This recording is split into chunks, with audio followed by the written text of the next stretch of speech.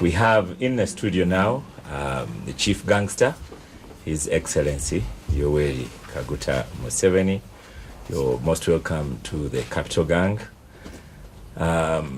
Chief Gangster, I must say you are late to Mwalimu's class. I was expecting you at 11 a.m. and when people come late to my class, I do tell them off. And after telling them off, we work out what the punishment will be. So as I go for the break, we shall sort out the punishments for the Chief Gangster for coming all of half an hour late. We stop for a break. Perhaps it may sound like this. Better, but not great. Taste of Star Cafe Premium Coffee. Ah, coffee taste. Because only the finest Ugandan coffee goes into making the Star Cafe Premium. It's great. The greatest coffee experience.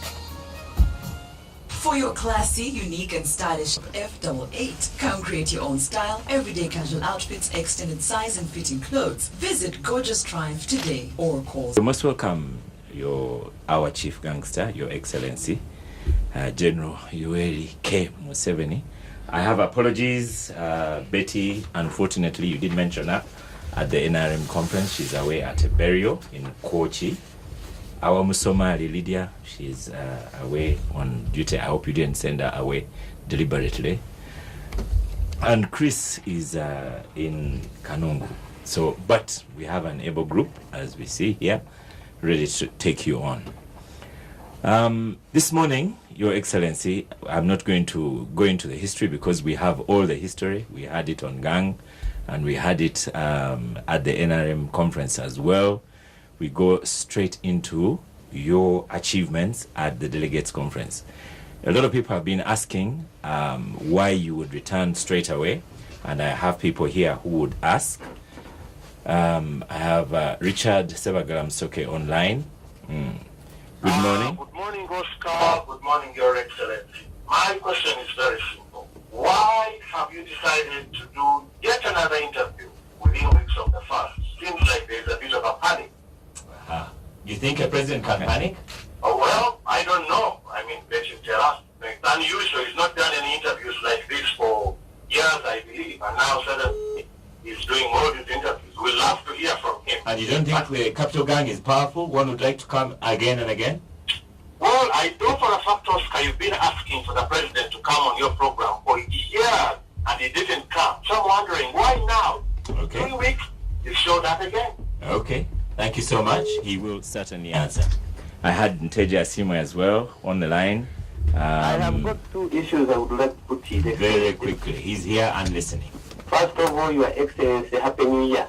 Now, Your Excellency, after the delegate conference on the 15th of December last year, Mbabazi is reported to have gone to court to challenge the decisions of that the delegate conference. My question to you, Your Excellency, is, are we seeing a divided NRM in 2015 or we are seeing a more united NRM? Lastly, Your Excellency, there is this issue of General Sejusa, who is a serving army officer, and he continues to make controversial partisan political statements. Why have you kept conspicuously silent on this matter? Yet Sejusa is a serving army officer who is not authorized by the law, by the UPDF Act, to make such political comments. These are powerful questions, powerful comments. Thank you so much for participating in that. On Gang. Chief Gangster, when you went to the NRM conference, you told us here that you would see success if you generated party cohesion. At the same time, you have a young secretariat now. We've had a discussion on that. Ssemuju is reluctantly conceding that they are young. So do you feel that you succeeded at that conference?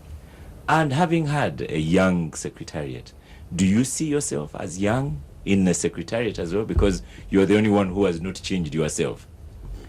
Whereas you made comments over the festive season that there should be no panic, succession will happen, transformation will continue, but we must put that to you. And I want to also ask you, President, His Excellency, will you stand again for 2016? But he's a sole candidate. Can you ask a sole candidate whether he will No, stand? he hasn't given an opinion anywhere. So we are going to get the opinion first time. I mean, he's been working to edge out to Baba's not to stand. And I should have said, President, that today we are back in the studio. I have all the tools. I have now switched off Ssemuju's microphone. Very good. I thank you very much, people of Capital Gang.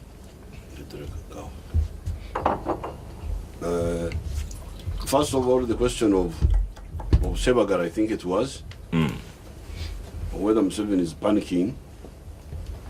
Well, I'm not panicking. I don't remember who arranged the conference in Entebbe. That time I could not come in the studio because I was engaged.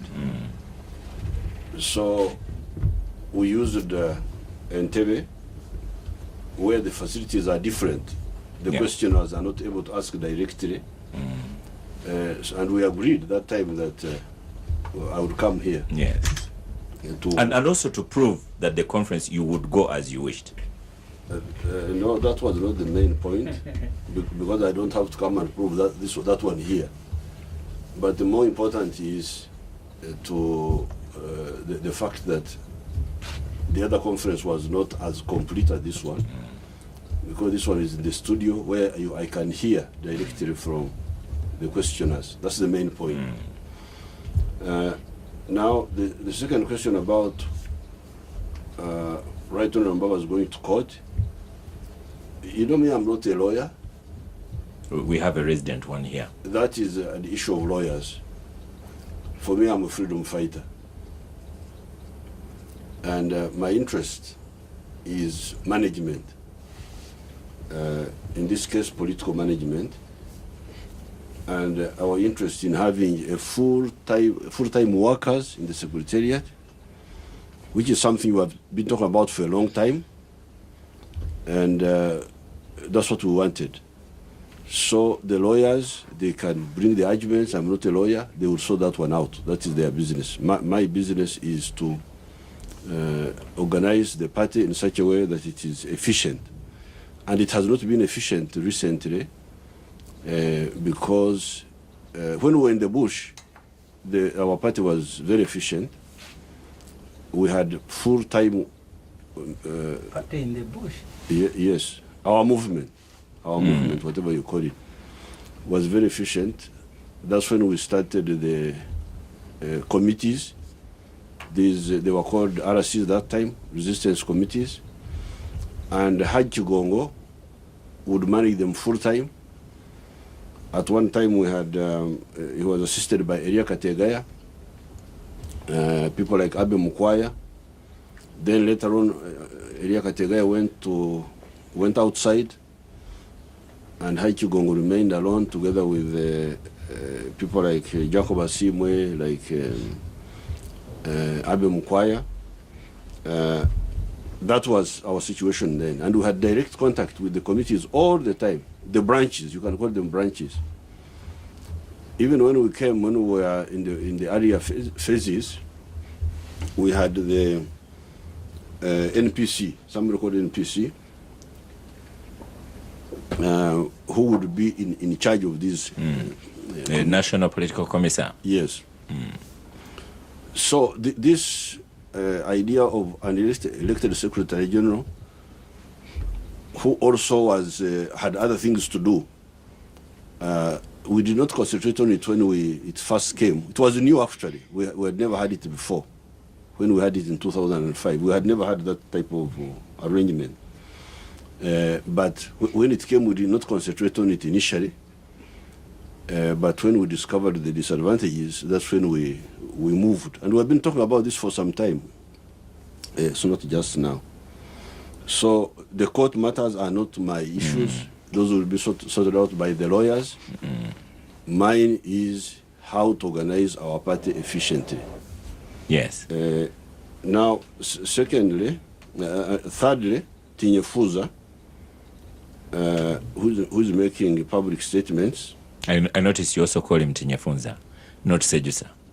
Well, but I'm sure people know who I'm talking about. Now Tinyefuza, who is making those public statements are illegal. They should not happen, and they will stop. So that's all. We don't have to waste time on that. And they will stop. Now the young secretariat. Well, I'm very happy with the young people. You should remember that when we started these movements, I myself, I was 26 years old when I was the leader of Fronasa, 1971. Before that, I was very active in the student movement in the 1960s. Before that, when I was just 21 or 20, I was very active in my area there, stopping those Banyankore from nomadism. So, when you are talking to me, you are talking about a youth who is now 70. Yes. But who started his work when he was, his political work. Actually, even when I was in the teens, I was already working in the community. I therefore know the potential of the youth, if they are well guided. The mistake you make is to confuse biology with ideology. You seem to think that biology is a solution to societal problems. You can be young, but old ideologically, confused. People who are taking you accused Ssemuju of that the other day when we were at State House on Nagano. People who are taking Enjaga, they are young people. Some of them are young people, but they don't know what to do. They are misguided. So what we are looking for in the secretariat is, yes, youth, but also older people. The issue is ideology, a combination of all levels of age, but around a convergence of ideological ideas. Yes. So that's secretariat where you have got the young, you have got the grandfathers like myself. You have got the parents like these Kasuri Lumumbas, and you have got even grandchildren. We have some grandchildren there. That's very powerful. Like Omona. Well, the Omonas, the Anites, those are young people. Somebody of 40 can produce somebody of 20. You know that very well. So I think that's a very powerful secretariat. Grandfathers. But that's how the cabinet is, by the way. The cabinet is already grandfathers, the parents, the grandchildren. They are all there. But Your Excellency, when we put that question to O earlier, he was stammered. It's on a very, very, very same line. He stammered through an answer. But maybe again, as you go on with clarity, are they going to resign their positions, the ministers, and are they going to resign their positions from Parliament? Because if they keep them, then, as you say, this clamoring to make them free will have been to be confusion. No, definitely, ultimately, they will have to resign. From Parliament? Yes, ultimately. When that may be a matter of convenience, but ultimately they will resign. But Chief Gangster, that takes you to where you started with the past Secretary General, because when you appointed him and he had a choice between Prime Minister and Secretary, it's what you said. Ultimately, he should leave one of them. No, that time it was like an understanding between us and the Right Honourable Mbabazi. But this one is in the law. It is in the constitution of the NRM now. And the constitution of the NRM is now gazetted. Yes. So it is part of the law of Uganda. It will be actually illegal if they continue to be in Parliament and then work for the party as well. Yes, it is impossible. So as chairman, you'll be saying to them, I expect you to resign very soon. The question is, when do they implement? It's just convenience, but it's not whether, but when. Okay. Now, finally, you are always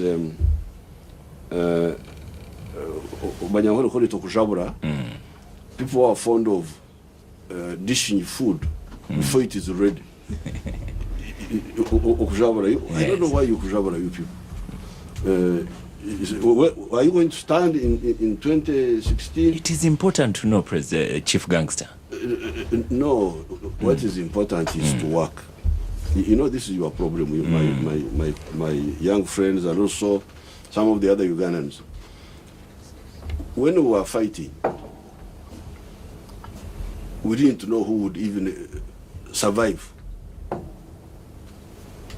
The first time we discussed the question of who should take which position was on the 20, we captured Kampala on the 26th of January 1986. And the following morning, 27th, we met in Rubiri. And the question was, what do we do now?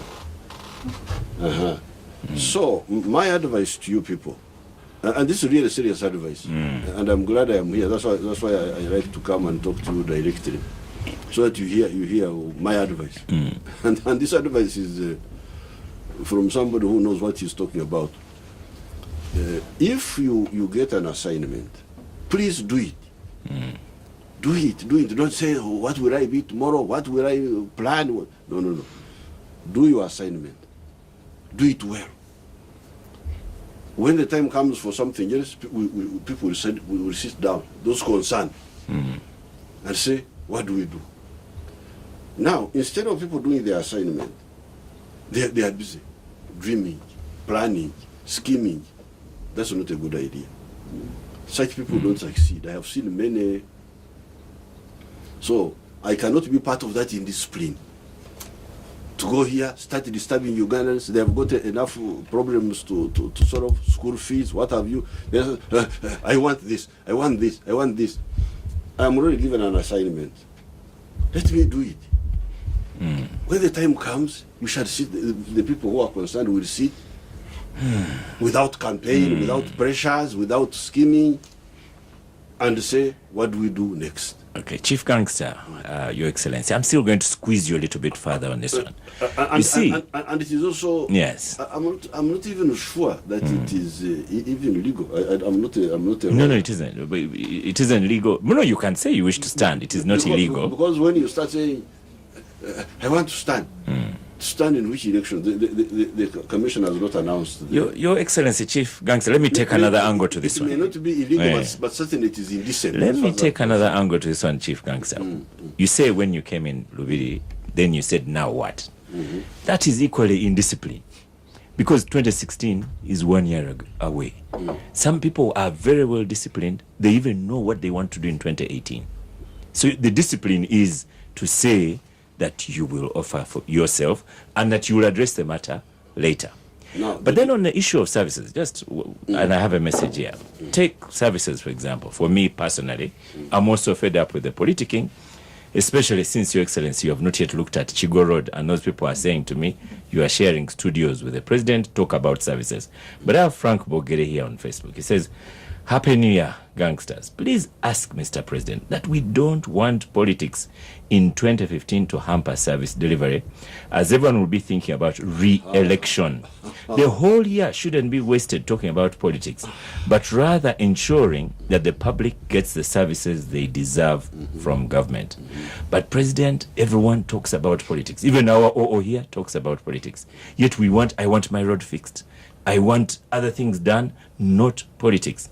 When Besigye walked to Kampala to get the services, he was stopped from walking.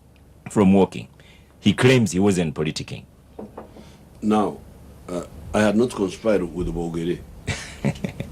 No. Bogere is saying exactly what I was telling you. But the reality is telling you that you people, you are really inconsiderate. Our people are busy struggling with life, with school fees, with all those things you are talking about. Yes. Now, instead of concentrating on those where you have an opportunity, in case you have an opportunity, but even if you didn't have, even in your private capacity, you could help. Instead of doing that, you are busy planning. What will I be? What will I be? What will I be? I want to be this. I want to be this. This is very wrong. It is wrong. It is indecent. It is not our way of working. As freedom fighters, if we were talking like that, actually we would even be maybe even cowards. Because if my plan is, say, we are in Ruero, we are fighting, but my plan is to be president.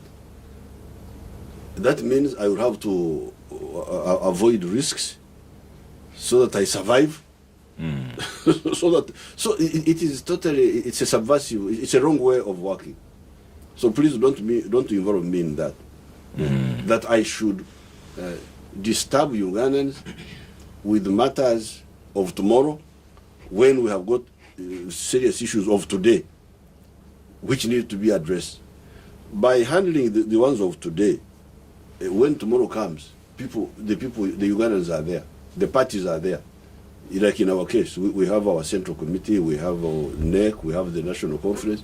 Those people will come and say, okay, we have done this in the last 5 years, what do we do now? So I would advise you really to stop that anarchy of every day being election day. That's not good. That's what that man is saying. Frank Bogere on Facebook. Okay, Chief Gangster, thank you so much. After the break, Ssemuju, I'm going to take you on. The Capital Gang on 91.3 Capital FM.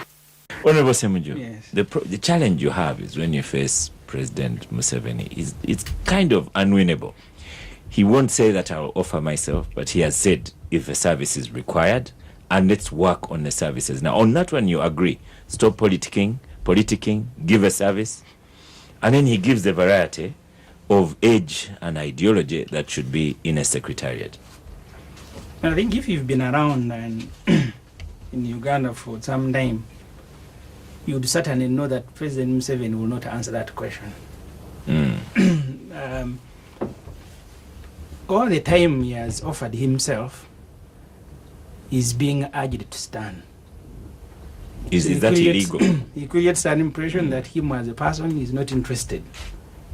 But people are urging him to stand. And that's why in many NRA meetings, where the process of him becoming a candidate starts with some resolution of Anite and Omona urging His Excellency to stand.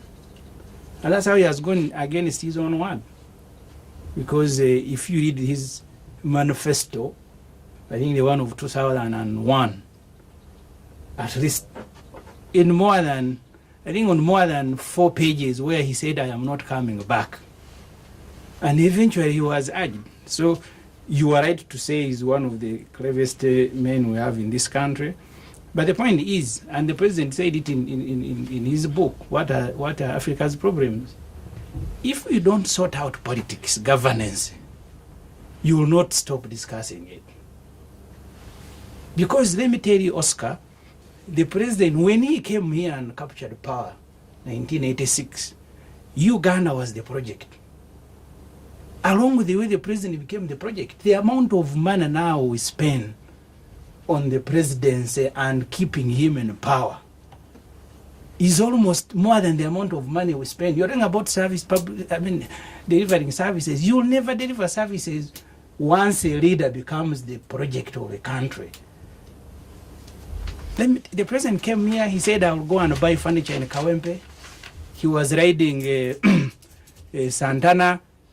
He gave his ministers in the Saniraure, he said, we must be frugal with our resources. When I was in South Sudan at the inauguration of that country, the president came with his jet, the chopper was there was a motorcade. When you combine the amount of money we spend on the president visiting, in fact, I sat with the ministers and MPs from UK and other countries that had been sent there by the speaker. When the president arrived, they were wondering whether he was the president of South Sudan. South Africa, which is the second biggest economy in Africa, their president came with 3 vehicles provided by South Sudan. The one of Uganda came with a jet, with a chopper, with a motorcade of about 50.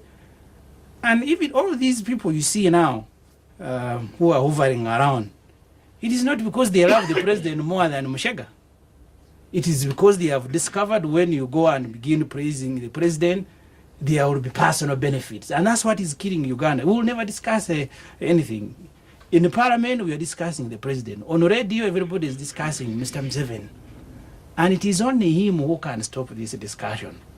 when the president put Uganda at the center of the discussion, the time when he was still, because he's been also been around, ideologically charged, and I use that word ideologically charged, I meant it.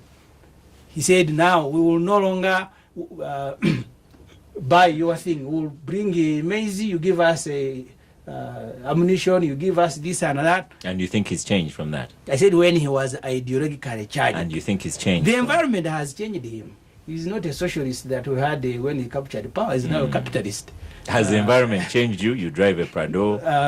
Your wife drives a car. It was because of the limited resources. But once personally I get money, I'll go and buy the most expensive vehicle. Me as a person. So therefore, the point I am making, you will never get an answer from President Museveni whether he will stand. Okay. Because now it will be like he wants, and always he wants to create an impression he doesn't want. He's being urged by Anite, by so and so. But you also have to take on board that they are urging, because if you asked really, even in his sleep, he would say he wants Museveni to leave. He's urging him. His colleagues with whom they fought to come and liberate Uganda, they all have been asking him not to continue standing. Okay. Who is asking him? When the president came here, Nekesa, Omona, Anite, some of them were his colleagues. Some of them were not even born. He came here when I was 12 years old. So therefore the point, Oscar, if you can allow me just one more second. Yes. First of all, that answer you will not get. But secondly, you cannot discuss service delivery without discussing President Museveni. Okay. Let me tell you one thing as I finish. The president this year in Parliament, because he's the Minister of Finance, he allocated the State House 200 billion shilling. 80 billion shilling is for him to donate. The one who is responsible for roads, for hospital, he also has money to go and giving around. That's why the other day I think some optimists outsmarted him. They made him carry a sack of money. And that was bizarre in the history of this country, to make a head of state carry money. And I know he will never repeat it. I wouldn't mind it. But then one month down the road, I saw him lining people in the State House and they were receiving boxes of money. The work of now Brigadier Naroiso in the State House is distribution of money. I think the president, when he goes back to the time Binaisa was there, he must be angry with himself that actually he has surpassed Binaisa. State House was never a vote. It was a department under President's office. It now receives money. You have let me tell you, the day President Museveni will do this country a favor and stop promoting himself as a project, all of us will be celebrating, and I think I'll lead the choir to go and sing for him. Okay. Abdu, the president, as he did the other time, has the high ideal. He says he wants service delivery, leave the politicking. Ssemuju says without the politicking, service delivery will not happen. It is good that the president comes to the gang, sits with very vocal members of your opposition, and he gives answers. I hope one day he will go and sit with civil society, with the opposition, and they discuss and the he country gives together. answers to the satisfaction, or I don't know, to Ssemuju. Abdu Katondo. Well, by the way, I pick up on these things. Ssemuju has said about President Museveni, by the way, I'm very happy with him. Let's record that one, my producer. Kidan is going to record that one. We'll play it. Yes, Abdu Katondo. Honorable Abdu Katondo. Well, I think there is a difference between politics and politicking, in my own view. You cannot divorce politics from service delivery. It is actually the politics that delivers service to the people. Because politics and governance are related, once your politics has a problem, it will certainly affect service delivery. I thought we need to get that right from the beginning. And maybe it sort of goes to what Ssemuju is saying. You see, once you have a little bit of turbulence in the politics, it's not even politicking, then people who are supposed to be delivering, supervising, monitoring service delivery get diverted. And what the period which we have just come through the last 6 or so months shows this. You know, you get members of parliament, instead of doing what they are supposed to be doing, they are busy, doing politicking in our country. Then you get a cabinet subcommittee. You get ministers who are supposed to be 24 hours running ministries, and they are out there trying to do politics and so on. Then you come, and then we have these debates and so on. I sometimes sympathize with the president. I don't know. I think he must be naturally gifted. These sort of meetings, Your Excellency, you hold every other day, almost day in, day out, the whole day, the whole night, and so on. But that's part of the president's work. Absolutely. He would have to do that. Absolutely. But then they're not really discussing. Sometimes, actually, he sort of gets them away from what has taken them. They say, look, can we go to service delivery and so on? But really, the country is not discussing service delivery, but they are discussing politics and even And that's politicking. what you're going to have in 2015. And that's my biggest problem. 2015 is gone so much, into high gear, really almost maybe even 1.5 years before the elections.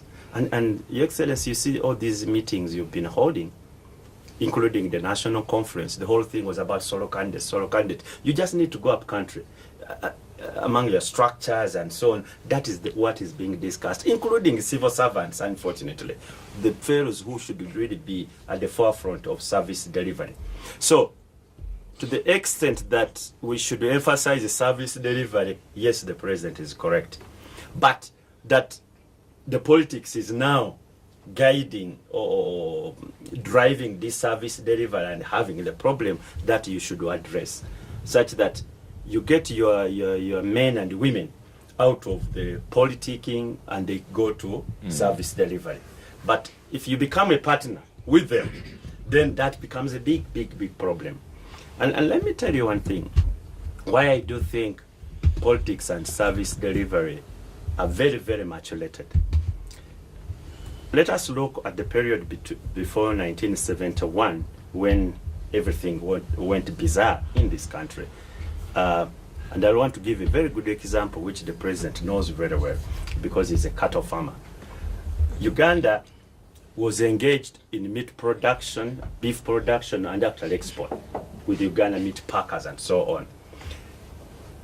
Since 1986, when the president came from the bush, up to now, have we moved any step to restore Uganda to that level, such that by now we are talking about value addition to an industry which the president really has a passion for? He's an active participant to restore us to 1971.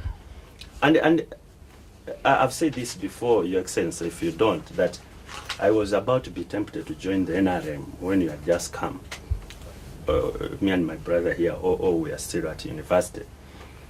Because we were convinced by some of your cadres, and I would mention them, Kale, Vesije, Amanya Mushega, Kahinda, Victor Buana, there was this Oriamaza. The guys were really ideologically anchored. They'd come to the university, convince us, say, look at this where the country should go, and so on. They would even point out the mistakes of the earlier regimes and so on, even when they knew some of us were a little bit hostile because of our UPC background. But they would really engage us and so on. And now what do we have? And we could see people who are really focused. There is a problem now, Your Excellency, that caliber of people are not there. They are absent. They are absent. And the sort of people who are there, are not the ones you'll be talking about service delivery. No. Anita is not interested in service delivery. No, I don't want to mention names. Okay, but before you come off a microphone. Oh, am I about to? Yes. I saw No. Before you come off, you, Abdul Katuntu, had a bet with our chief gangster the last time he was on gang, and you're saying the delegates conference is going to have turbulence. They will not achieve that high ideological point that he wished for which he wished. And he's going to put to you that it was very successful. The new secretariat was appointed and went through very well. They won it. That's true, but let me say this. I only talk about the NRM to the extent that I'm talking about Uganda. It's like somebody's wedding. If somebody says he had a very good bride, but he didn't want anybody to take a picture of that bride. Why should I be bothered? It is his wedding. It's not my wedding. So I'm not so much interested about the NRM, what goes on. So, but why, only to the extent that they affect my country, and the decision will affect my country. That's where I'm very much interested, and I make my own contribution that, excuse, this is not correct. For example, if they have their manipulation, democratic tendencies, and so on, I want to let them have their own what? Their own party. That's their problem. However, issues like I've been trying to emphasize about service delivery, because that really defines a little bit of my difference with the current regime. That you have, for example, when the president came in 1986, say, look here, gentlemen, how can you have a country which does not produce a safety pin? And you see, it was logical, it was common sense, everybody was looking at himself as... Or people who are not wearing shoes. Yes, and we are saying... I say this because you are from yes, Busoga. And I would, you would see... You haven't had the last bit. I say this because you are from Busoga. I'm being diplomatic here. No. I think that is on the lighter side. Though, and you could see a leader who, to use the president's word, who had a vision, who would like to move a society from pre to some either he says middle economy within 20 years. And yet we are in excellency that you're a cattle farmer, you can't add value to your own cattle, that even the toothpick we are having today is imported, that we can't make paper, this paper, which should be made out of rubbish, out of wood, waste wood, and we can't make it. And okay. The sort of team you are having, the sort of team you are crafting to you have made the point. And then I want to end. You see, because the president, when we were in Entebbe, he was really talking about those ideals, which the entire country should agree with. And yet, he holds a conference, and what my colleagues are supposed to do, it's all about, again, politicking, the entire politicking.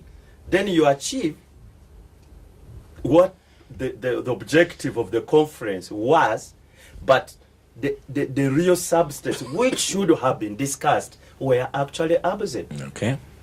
But Oscar, before we start... Just 1 second, Oscar. Okay. Because you see, the target of that conference was to remove Amama Mbabazi. In your opinion? No, in the opinion of everybody. I mean, the whole cabinet went around the country with the MPs. Okay. Mbabazi was successfully removed. There was no riot.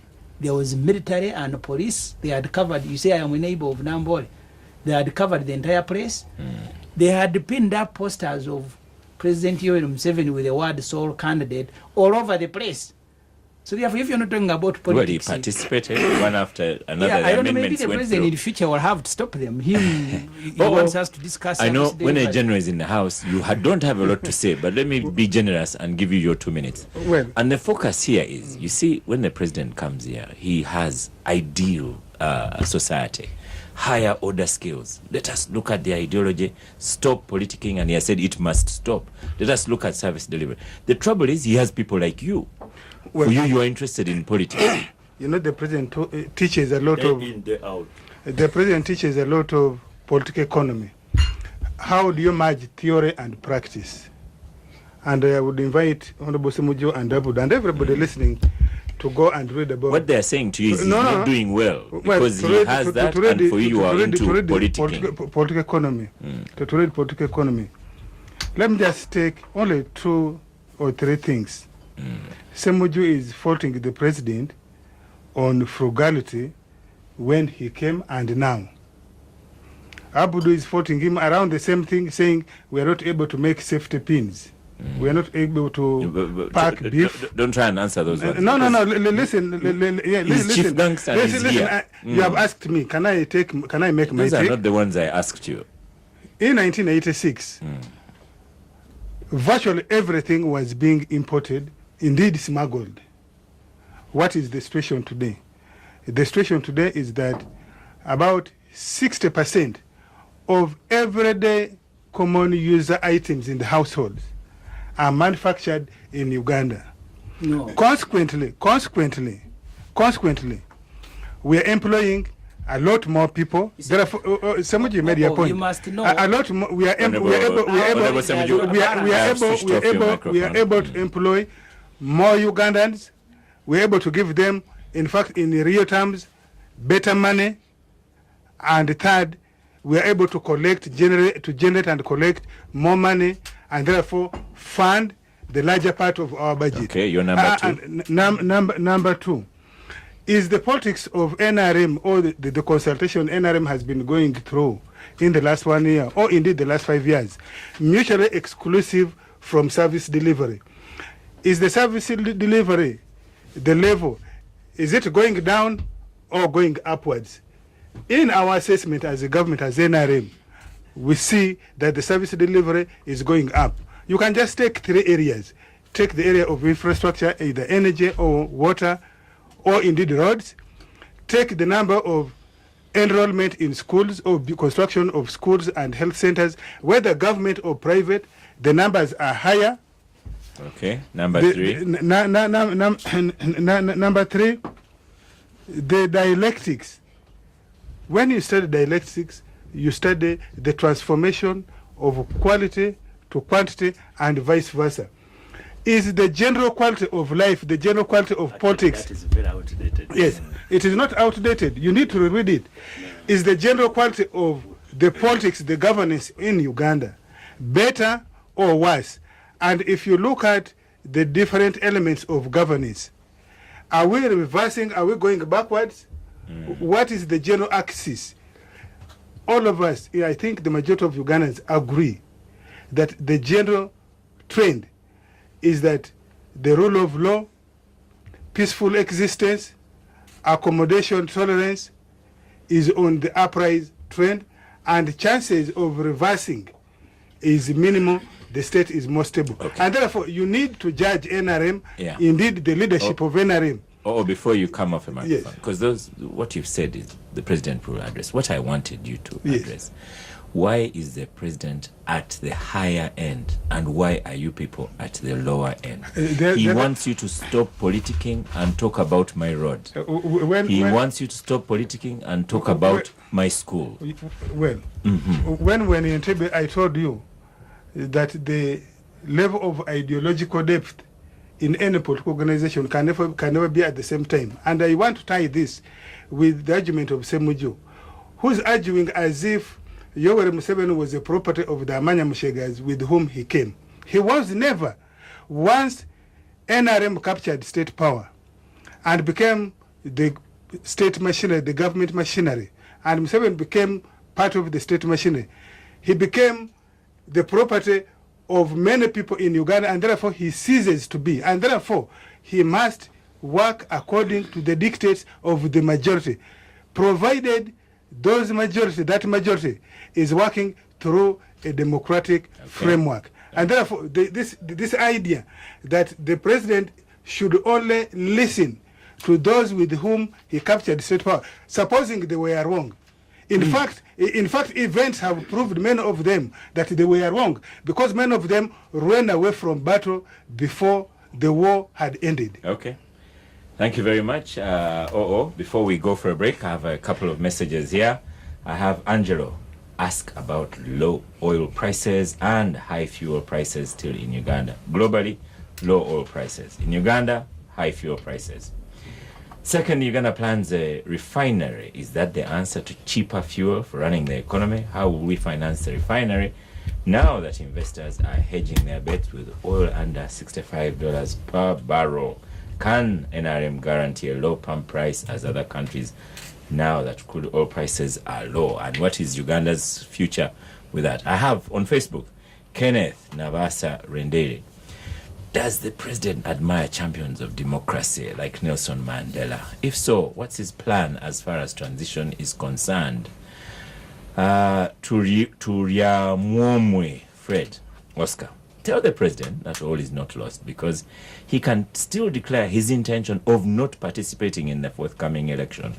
The president argues that Ugandans still want him, But he forgets that Nelson Mandela was liked by South Africans, but he had to leave. Question is, why doesn't he leave peacefully? Joel Butusi, let him tell us about oil plans, how far the nation has lived to expectations of the oil benefits. I also had a question earlier about Mulago Hospital. About renovating Mulago Hospital is problematic. You don't need just renovating buildings. You need to consider paying higher for human resources. And why is it rich people like Sudi that must come and rescue children instead of fixing the problems in Mulago? We'll stop for a break, and after that, we have a chief gangster responding to many things. Greens, a senior educationist from Nyaksozi. I salute Your Excellency, our beloved President. I wish to extend my sincere appreciation to you for the sacrifice you have rendered to this country in bringing peace. Consumer Greens, I need a question. Okay, Your Excellency. Go on.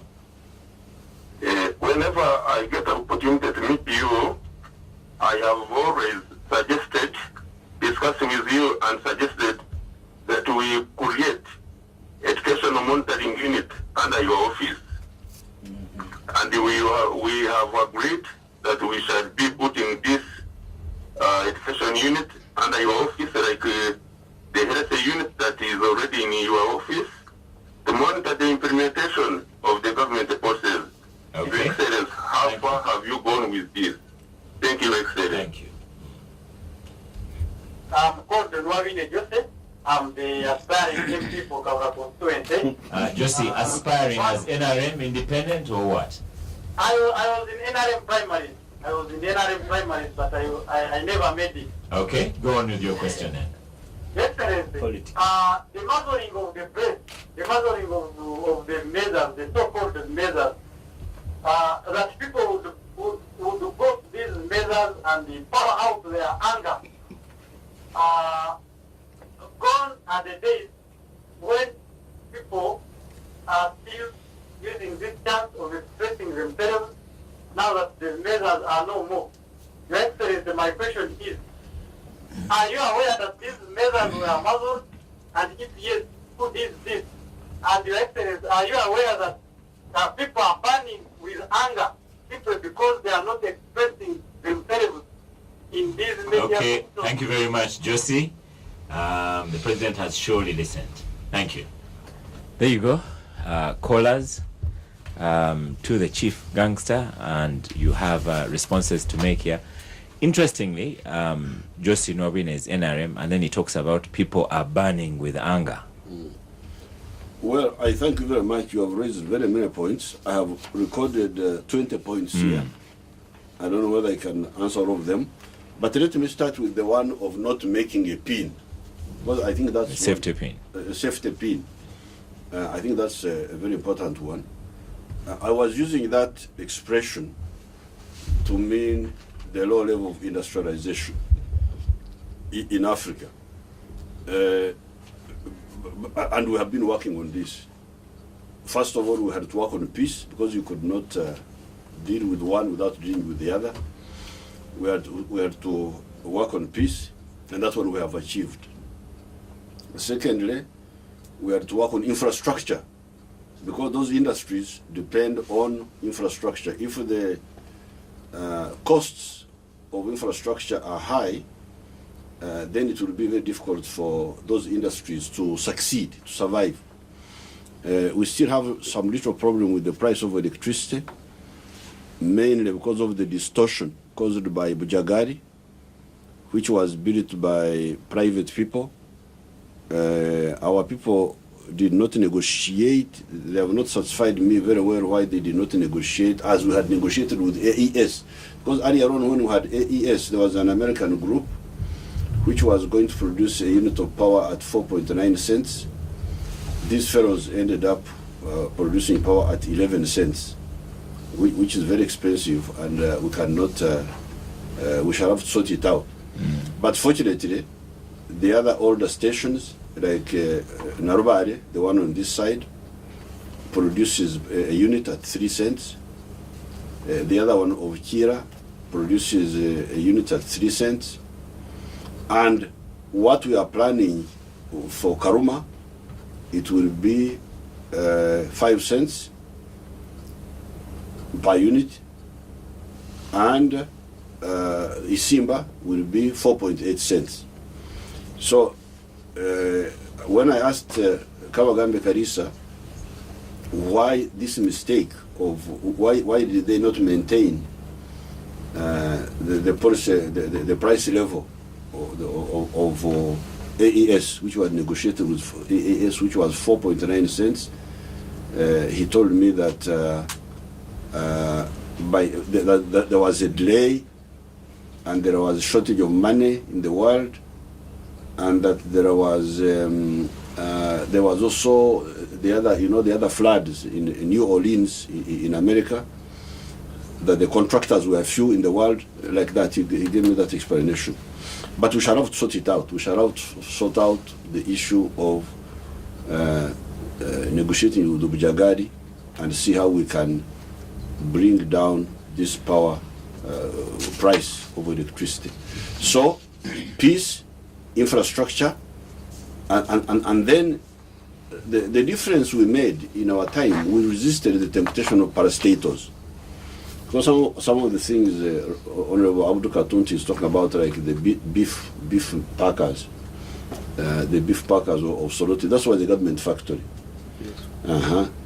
And some of those factories you're talking about were government factories. Now, for us, and here I really, it's part of my decision, I resisted wanting to use government factories, because in the end they are not as efficient as the private factories.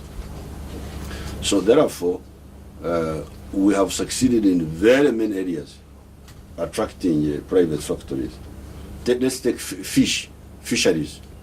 There was not a single fish processing plant in Uganda in 1986.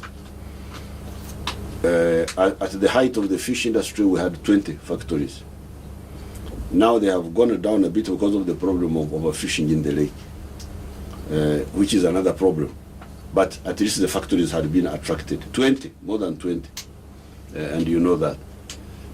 You talk of beef. Say here you are, Museveni, you are a cattleman, but you can't even process beef.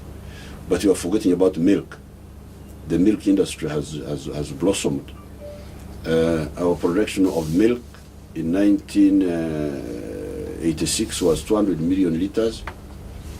Our production is now 1.9 billion liters. It has gone up, I don't know by what percentage.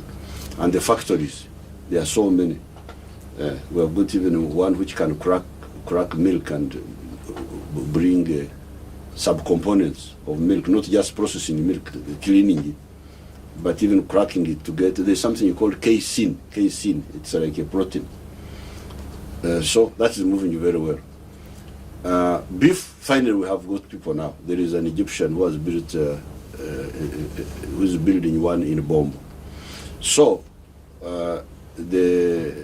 we are not only making a safety maybe we are not making a safety pin, but we are now making a car.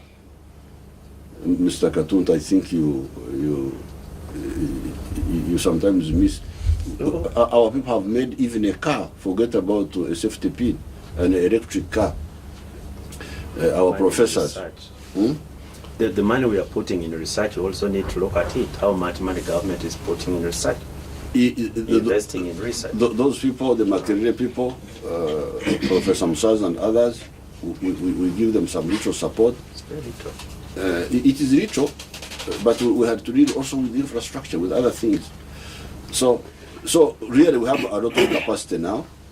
Those professors, they have a lot of capacity. They have made the prototype car for electric car. They can make minibuses. They can make even bigger vehicles. UIRI, the industrial research, the one of Dr. Kwesiga, they can literally make anything. They have the capacity to do anything that we want. It's just a question of funding, but also management. I'm really a bit cautious about that. Like they put something to process shea butter in Lira, the UIRI, I went and opened it, but my question to them was, who will own this? You have built it, but who will own it to run it efficiently? They were trying to make the cooperatives do it. So that's why we have a gap, the entrepreneurial class, the indigenous entrepreneurial class who can, even when they get free funding, like in this case, because this was built by the government for the people of Lira, can they manage it well? So we are moving, the technical capacity is there, these universities are training people, they have the know-how, but the business, the business skills, to make sure that they are run. So we are very, very far from that area when we could not make things. Yes. We can now make literally anything. But who will, the ownership, especially the ownership, management, you can always hire managers, but ownership. Who will own but Chief Gangster, Your Excellency, you must also have a reporting line when you say that yes, we have enterprises coming and all. You need government to be saying, and in 2014, this is how we helped the enterprises. This is how we equipped the enterprises. In schools, private schools, what we are receiving now is the taxes returned. We are helping them. Look at the banana project in Bushenyi of Dr. Muranga. To make starch out of bananas, to not only produce more bananas, we are funding it. But we have got an innovation fund. He knows about it. Innovation fund. We are funding the food technology department at Makerere. We are the ones who started it. It was not there. But in schools we are fighting. The tax has returned. The teachers pay. The union. It is now a constant fight. Which fight now? They are giving ultimatums now to the Minister of Education that we need our pay to come back. So, if you have a majority of schooling in Uganda, for example, are private schools, in the reporting line, we must have a line in there that says, "Here is how we help schools." Now, I'll come. Let me first deal with these other points. So, in terms of technical, industrial. Technological capacity, we are now much higher than that. What you are talking about in 1980s. So now, what is now lacking? 86. When I was writing those articles. But what is lacking now is the ownership. You see, there are two ways. In fact, I've been thinking about it. When you hear the Soviet Union, you hear these MiGs. When you hear a MiG, those were names of people. Mikoyan Gulievich. So like you say, Katutu and and my son there, what? Ssemuju. So you could say Kase. You make something. So this Mikoyan Gulievich, these were the designers who made that aircraft. So I have actually been looking at that. If we don't have a strong private sector and discipline, the problem of Uganda is in discipline, spending too much, spendthrifts, extravagance. They don't know how to save and kekeres. They don't know. They are not like the Asians who are very good at kekeres. So if the people are not saving and they are not investing so that you support them and managing well, one option is what the Russians did. And that's what I've been experimenting with, like when I support the banana project. You have got a scientist who has got the knowledge, but he has no money.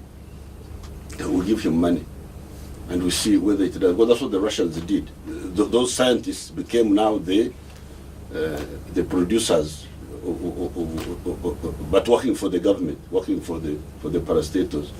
Really, that's what we are struggling with. But otherwise, capacity we have, we have built it, and we are moving very well. Now, going to other issues,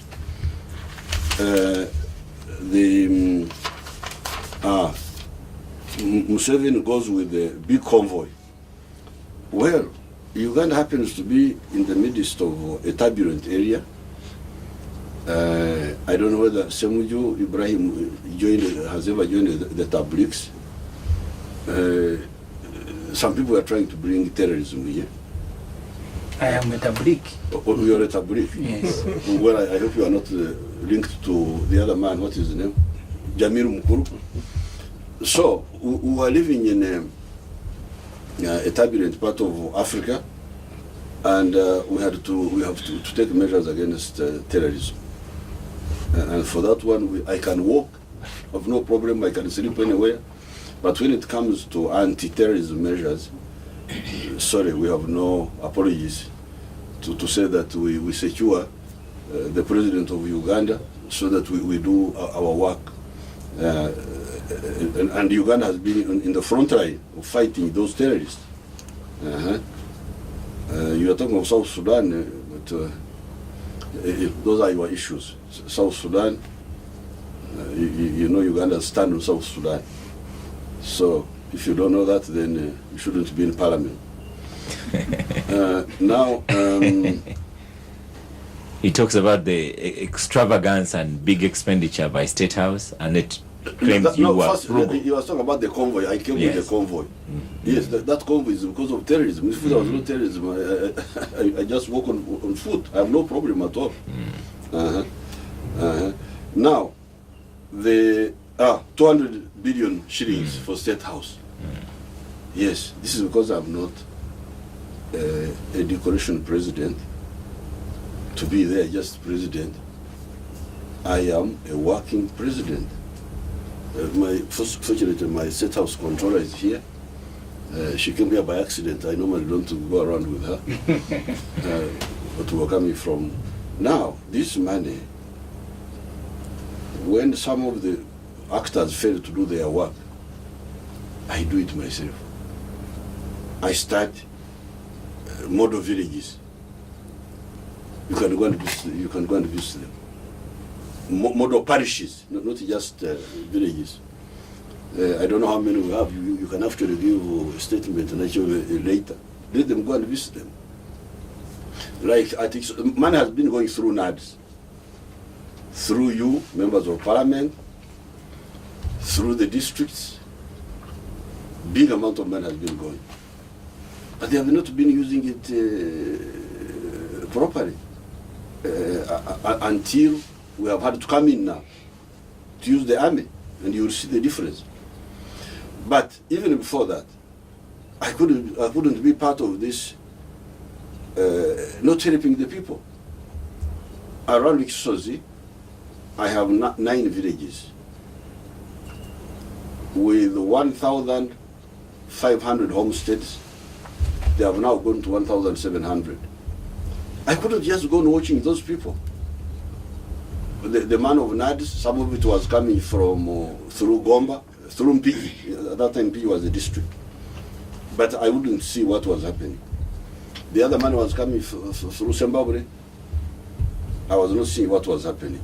But because of this budget of mine, I was able to intervene in those 9 villages. You go there and see the difference. But Your Excellency, that creates a management problem. If you are running parallel, we understand the president would like to intervene, but for example, if it was the business world, the business would collapse. No. Because if you are running something is not working, then you run a parallel institution. Well, so you are paying the other one, paying this one. Well, this is not a management unit. This is also a political unit. But the management is important. It is important, but you cannot manage a country like you manage a business, because there is also politics. There was decentralization. It is in the constitution. These people take big chunk of money. It goes, but they don't perform as well as I would like.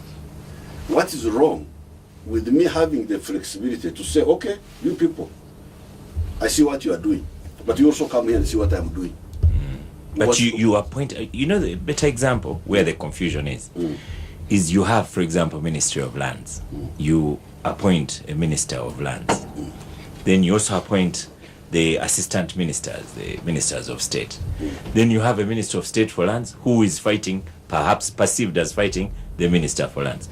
Then you have a desk in State House for lands. And you have all these competing forces. Sometimes you have a Inspector General of Police also going to do lands. But then all these people are your appointees. So what is wrong with just dismissing the others and say, now, this is what we have? You see, dismissing is a crude method. Sorry, retire the others and say, I want efficiency. Because it's also the question of concept. Somebody is saying that these peasants cannot get out of poverty. I am saying it can be done. But Yamin's saying it can't. That one you should have dismissed. No, it's not my minister. It is the whole structure. It is the whole structure. Well, I don't want to say including the Honorable Katutu, but all of you, because all of you, we give you money through NADS, 200 billion shilling. You are talking of 200 billion. This is 200 billion just for homestead income, not for anything else. This 200 billion of setups you are talking is for external trips, is for everything, fuel, internal travel. Now, we give this huge amount of money to the system, but they don't implement what we have talked about, or they don't do it the way I want. Now, if I have some small budget, and I do it, I say, okay, you people, you look here, I have done it. What's wrong with that? Why do you want to have a president who is simply just there as a decoration? You cannot, this is a model, just to show you the example. When I started UPE, because I am not a president who lives in France, I've never even visited Dubai. I visited Dubai for the first time just a few days ago. When I go home, when I'm not in Nakasero or in Tebe, I am in my villages. And the peasants besiege me there. School fees, poverty, what have you. We got that revered as members of parliament. Okay. But if you as a member of parliament, you have no solution, at least you're a small player. But for the president to have no solution at all is not acceptable. I don't think that's not my idea of leadership. So when I was facing these pressures, I started the first UPE school in my farm in Burera. So I said, what does it need to provide free education? What if I built the classrooms, paid the teachers? Why can't the children study free? So I started. Using part of this budget, I built a primary school. Before UPE, before I was able to come out to the public and say, now we can provide free education for the whole country, I first did a pilot in my farm there. I gave them land, almost 100 acres, and I built their school. So the children come and study it. So we can provide, I started another pilot in Rekumburo. So this budget of this president you are talking about, which you are trying to make fun of, what is a budget which delivers alternative to the people of Uganda. Okay. But besides, this president is not somebody who just goes around with typewriter, with typists and people like that. He's a president who contributes to the security of the country. Some of that money handles the SFC, isn't it? Yes, SFC. There is a whole force, a very big force. Special Forces Command. Yes. So some of that money supports. So please, the 200 billion. SFC will come back to that one, Your Excellency, Chief Gangster, because I will also put to you that maybe the ones in the regular are equally annoyed with SFC. We had refinery as well, oil prices going down globally, but in Uganda, when I put petrol after this show, my pocket is damaged. Well, that's a good question. I'm going to study it. I haven't studied it. Why the local price here should still be high when the global prices. I haven't Yeah. studied it. I Yes. haven't studied it unless this Okay. involves some information. Okay, so that you give a response to that in due course. In due course. And then the refinery issue. Can we still now afford a refinery with all these oil prices? They are predicted to be down for nearly 2 years from now. No, we shall build our refinery, one way or the other, because the oil prices are going down. Globally, they are going down because of the Americans who discovered this shale gas, shale something which produces both gas and oil and fuel. But what I hear is that extracting that shale is expensive. That if the price of oil, I think that's why the Saudis are allowing the price collapse, because when it collapses below a certain point, then the shale operations will not be profitable. I have had that argument. But for us, whatever the price of oil is, we shall produce our oil. We shall, if the companies don't want to build the refinery, we shall build it ourselves. No, it's a question of economics, Your Excellency. The economics suggest that building this large house to process our oil is going to be far more expensive than the alternative. We do like the refinery as a matter of pride, but is pride enough to fund the refinery? Whatever the price is, Uganda is going to benefit, because we have got now 6 billion barrels proved. You may not get all of it out of the ground. You may get, let's say, even if you say you are to get out 2 billion, because of the science of extraction, not all of it will be pumped out. Even if you said 2 billion, when the price was 100 a barrel, that would have been a total of 200 billion.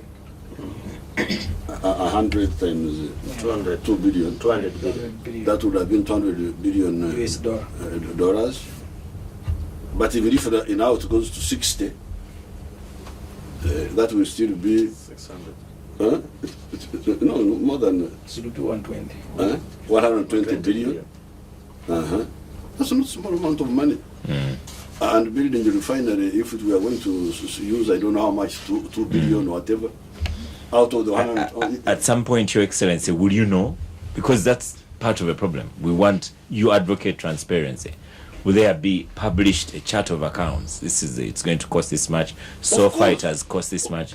But when? Because this as a government looking ahead, you wishing for service delivery, all this information should have been published earlier, so that we are all with you, thinking this is a good economic decision. The only was that I nominated Professor Nachimera, a lady, to head this petroleum authority. With some other people there. When I sent them to the Katuntus, they said they were not. There were issues. That they were not good. When I talked to those women myself, very brilliant, that Nachimera. So that's what has delayed. I've been discussing with my young sister Rebecca. That's what delayed the petroleum authority. Otherwise, we are moving. We have finished all the other issues. Well, if we have some issues, Your Excellency, maybe it's better you address the issues we raise, because you can't just say, oh no, we can't. We always give reasons. Well, I know this is not for here. Yeah. But that's what delayed, because the names which had been proposed to me, I didn't know Nachimera, but she's a very highly qualified scientist. Petroleum geologist or something. Now, regarding the cadres, the quality of the cadres is going down. I don't really believe so. What we have done, it's true that we had to expand the cadreship. That's why I started the patriotic clubs and the patriotism secretariat led by Lieutenant Colonel Matsuko or Daouk. All those people, they are there. They are manufacturing a lot of young people in those schools. The other one of who are these people who are urging Museveni to continue when his Bush colleagues are saying you go away? Oh, my dear friend, you see, this is part of the problem. There's somebody who fell in the lake, thinking it was a part of water. The force which we have is a very strong force. You may see some of these politicians, a few of them, Amanya Mshaga, the ones you know. But the people who fought they are there. The ones you see are not, these were the political leaders. But how about all that force? Which you think Kampala was captured by Besigye and Amanya Mshaga and this handful of people? They are those who fought they are there. You don't see them because you are busy here in Capital Gang. You are talking about yourselves. You are talking about you are just full of yourselves. But there are people. They are there. So whatever this one says, that one says, those who fought are there.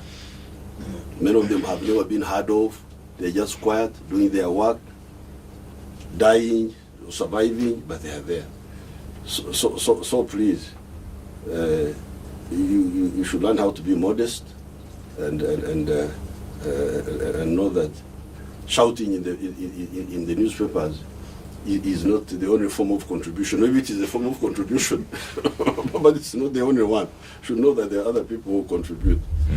I think these are the major ones. No, nobody wants to get rid of Mbabazi. Absolutely not.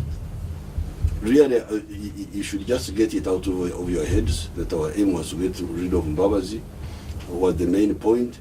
But we had to end the question of having a secretariat which is not full-time and linked. Because you see, the NRM is like a huge banana plantation.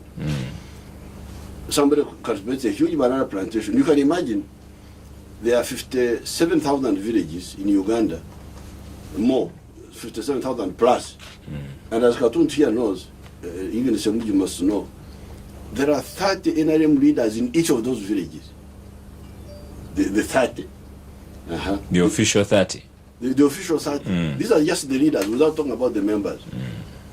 Now, to not connect with these people actively is a crime.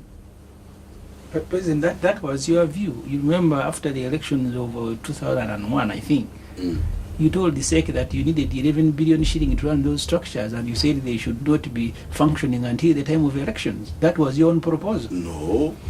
What? Why should I say that? Why should I say that?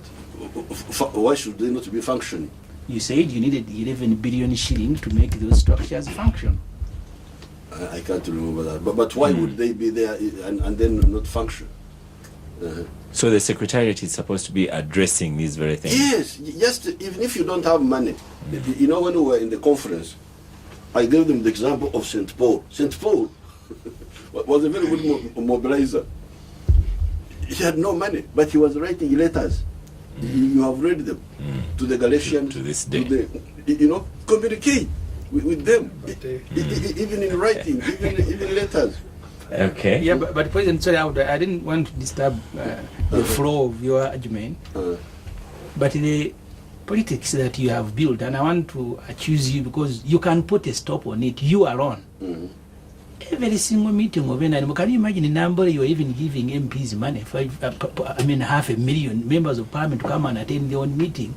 These structures of parties, you're talking about of NRM, wherever they are, if you don't send money, it will be chaos. Okay. And that's why they are not functioning. Even if you have a full-time secretariat, people now associate with you because they know this is a very generous president, there is money to get. Okay. And that's why the other day they were arresting Kawesi Ndawala when he was the youth, when he was the treasurer of NRM. Nearly they were lynching him until military police had to go there. Because every meeting of NRM now is a meeting to get money. Can you imagine in Nambole, even the wheelchair you had provided for people who are disabled, they took the wheelchair. Said this is an NRM thing, we must go. When we had them in the nature, I was still a student, they took our blankets and spoon and fork. Okay. So that culture, sir, you can stop. Okay. There's a problem. There's a problem of money. what do you call this? Mercenarizing. Mercenaries. Yes. Monetizing. Monetizing politics, which is a mistake. If you read my statement, I really castigated it and advised them how to get out of it. They will get out of it. It's a mistake, but the structure is there. And you're saying eventually it will come good. The spirit of sacrifice is there, because when we fought, who was giving us money? Spirit of sacrifice is just a distortion caused by careerists, by you people who came into politics as a career. You are the ones who have caused this distortion. Yes. We need the Chief Gangster, Ssemuju, you have switched off your microphone. Chief Gangster, we are going to stop for a break, and after the break, I'd like us to look at criminality, lawlessness. Thank you. The Capital Gang on 91.3 Capital FM. I have another one from Teja Simwe, who is also in the rankings for listener number 1 for 2014. By the way, the listener number 1, when we choose at the end of a show, we shall invite them to receive Capital Radio goodies. But Teja Simwe says, today's show is the best ever in the history of Capital Gang. How is that? And then Nwabwine says, the president has still not answered my question on Bimezas. But Chief Gangster, as you come on and also answering on Bimezas and public anger, the issue of criminality, before you came in, it was one of our topics and we discussed it.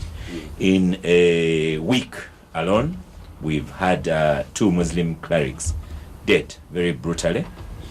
A businessman earlier was killed brutally. I gave an example of in my village, a young driver a car was stolen from him, dumped in the bushes, in the marshes. We had a woman killed a couple of months ago. In Bwebaja, where I work, there was a time, I think it was September, there's a killing spree. The times, whereas we might be doing well on global security, but the lawlessness is rising. Your Excellency. But Oscar, I mean, as the president comes on the same point. Yes, the president did ask, and I took that very serious. He says, "Are you a tabligh?"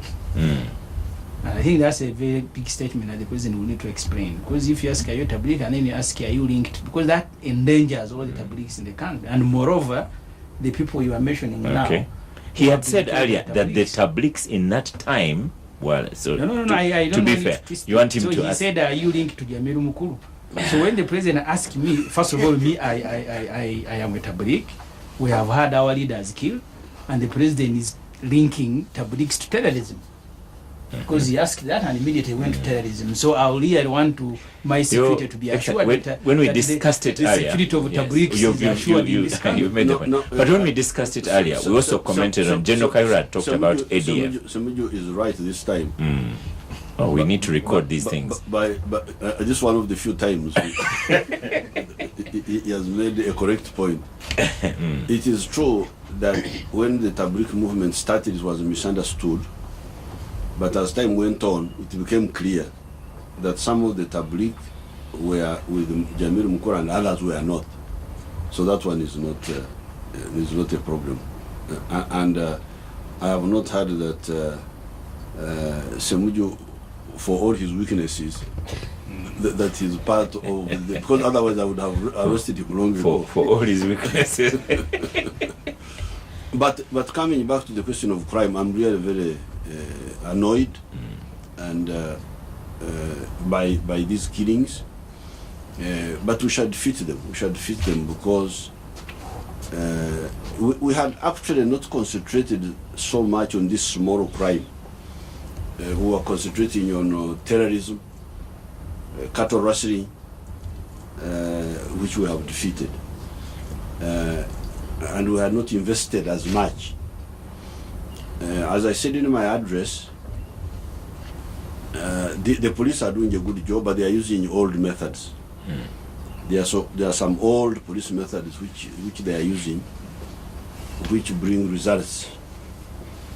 But there are more modern means which can help us. One of them is what we did recently, is the ID project. That computerized ID, that helps a lot to fighting crime. But there are two other systems, as I said in my radio address on the new year. One of them is the cameras. This is in order to expedite the investigations. Using the old police methods, we shall always find out, but it takes longer. You go by clues, you know, like for instance, the one who killed Muaya. Those two people on the motorcycle who killed Muaya. They came on a motorcycle. Muaya was a man of the people. He had no bodyguarding, you know, nothing, just there. He was sitting on the veranda of his house at night. I think it was like 9. Sitting in the veranda of his house. These people came as if they were going to greet him. And shot him. And shot him. Now, they didn't know that somebody was seeing them. They thought he was alone.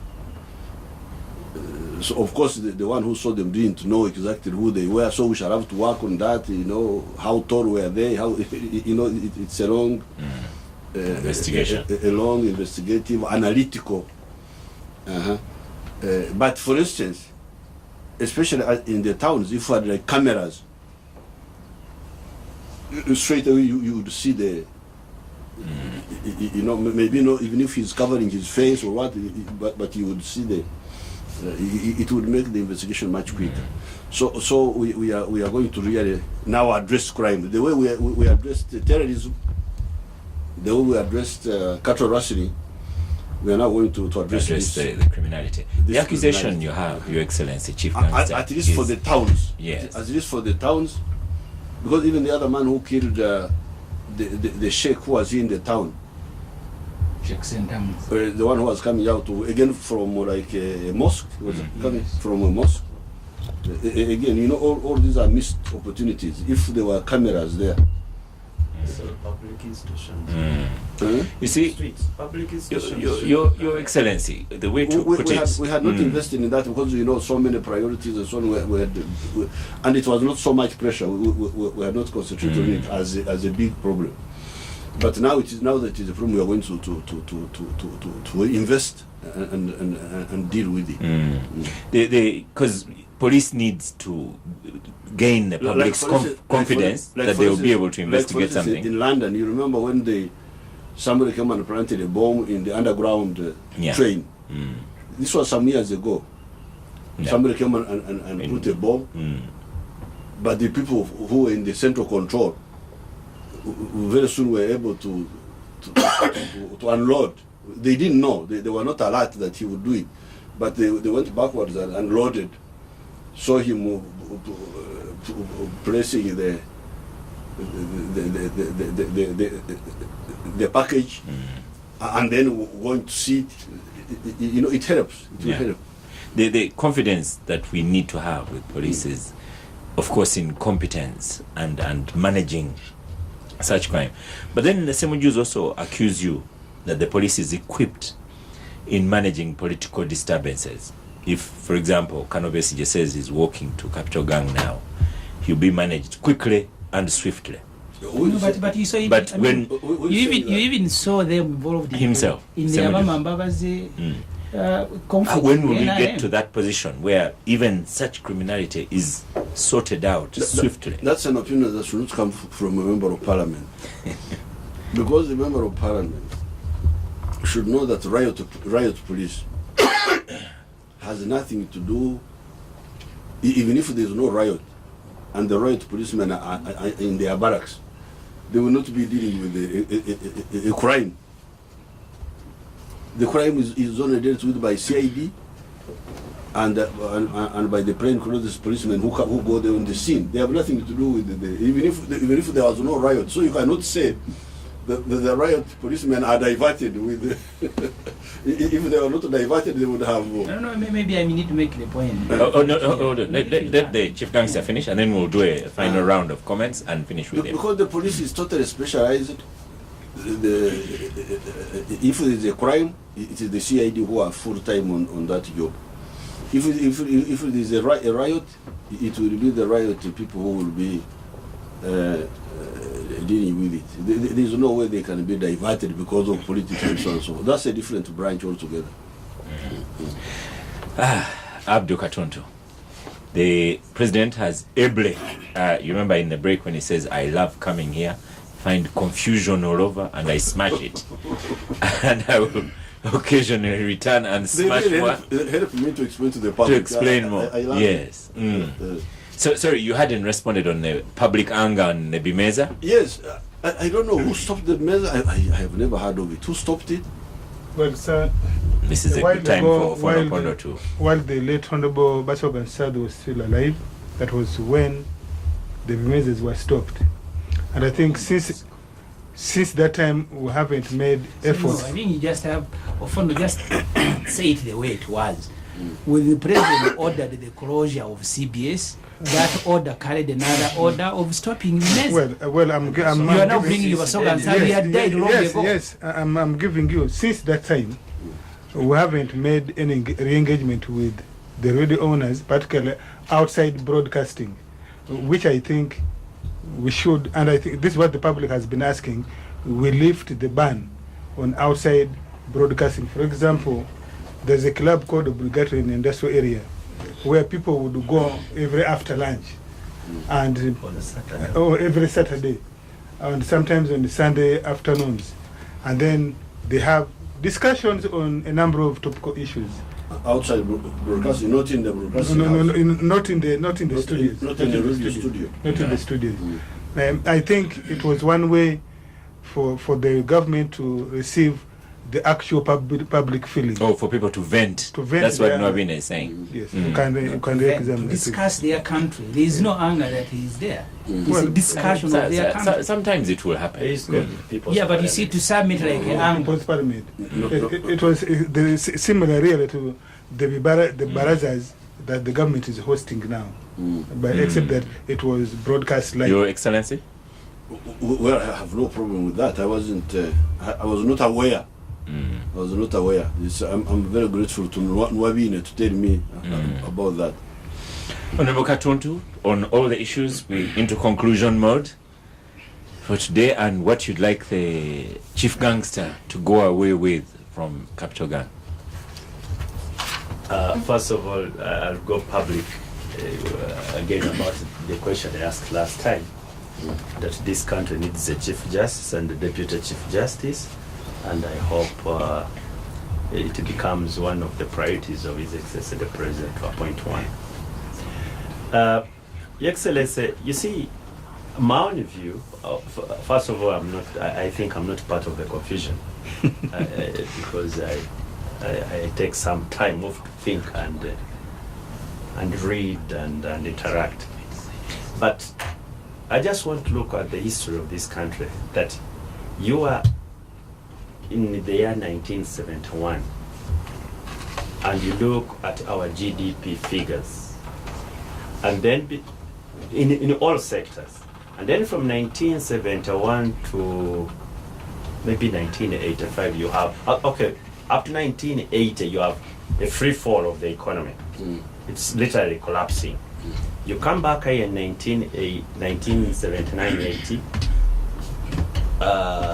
things don't work out, but the politics doesn't work out, and then you engaged in another war, and then the things continued deteriorating until 1986 when you capture power. The reverse gear was engaged in 1971. You come in 1986 and put on gear number 1.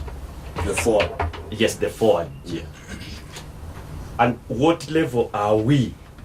Are we at the level of 1971, or shouldn't we be far, far better than 1971? And the reason why I say this, because I grew up as a young person of Botawan, and I can tell you that then all of us used to put on in primary uniforms made in Uganda by native. All of us who were in primaries. We could see, bed sheets being manufactured here. Women's clothes being manufactured by Morocco, Nitel. You could even look at the sort of Nitel used to employ at its peak almost 10,000 people. Ginger was, a town full of activity in all these industries and so on. And my view is we could have made some strides that forward year, but we have not done enough. That's my own view, honest and well-considered view. Why am I saying this? Because one thing which you are happy about and which the country should be happy about is the sort of revenue we are now collecting.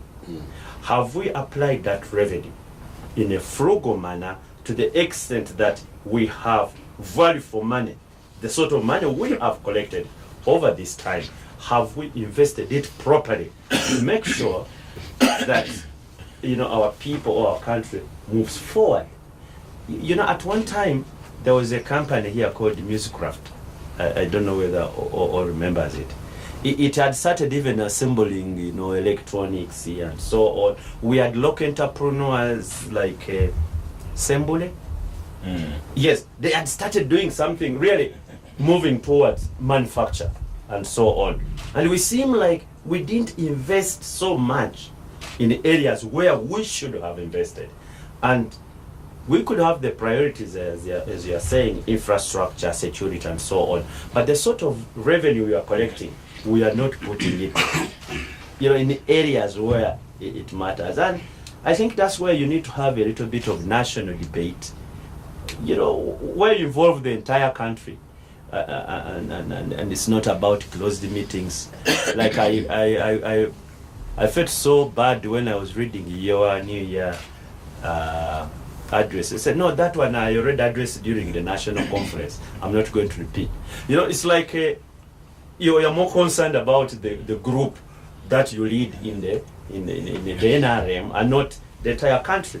Okay. We have some great ideas, and there should be issues where we should not be thinking in a partisan way, where the country should be properly engaged and not about calling on the game of numbers or my party. Okay. Honorable Ssemuju, as you give your conclusion, again to Chief Gangster here, there was also the question of Mulago. When will you look at HR issues of Mulago and other facilities? And then we export doctors to Trinidad and Tobago perhaps, and yet we still need them here. As I have a message here from Margaret who said, as the president of the country, the national health and Mulago should be linked to you yourself. Another who said, because you said we shouldn't think a bit ahead, should we not plan ahead? Ssemuju conclude. Yes, that's got a laugh from the Chief Gangster. I'll make 4 very brief points. Thinking ahead and planning ahead. I'll make 4 very brief points as a way of conclusion. One is on the institution. I think it's been one of the weakest area of the president, the institutionalization of the country. The day he will depart, he will leave behind a very divided and very weak country. You remember when we were in the State House at the gang, he said not even in 50 years. Libyans are paying, the Egyptians are paying, because all the institutions and all these crime here now, when the president set up a unit to monitor education, to monitor health, to monitor what, it is because the president has invested less in building institutions.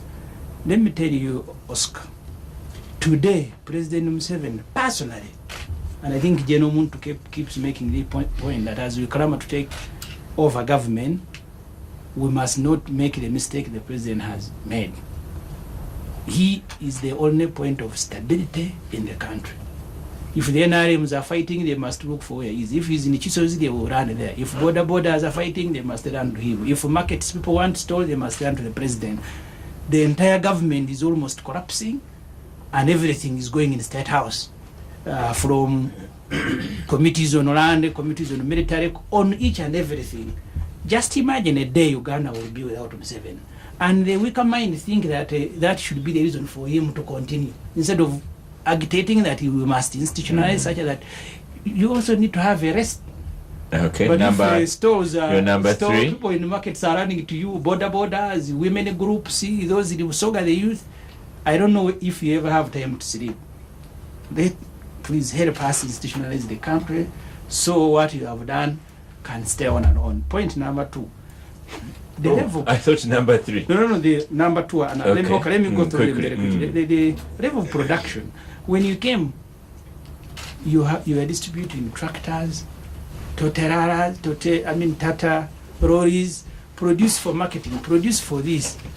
Now the whole country is sloganeering. That was about it too. No. I at least in my area we received them tatas and tractors. We did promote coffee. Promote maize and beans. Now all the posters in town are posters of not produce for marketing, but posters of solo candidate. As a result, the last time my committee was interacting with the Bank of Uganda, on a monthly basis, we import things valued at about $500 million US, and then export at just about 200. Our balance of trade, our trade does not balance because of the politics, because of the investment in politics. Finally, the transition.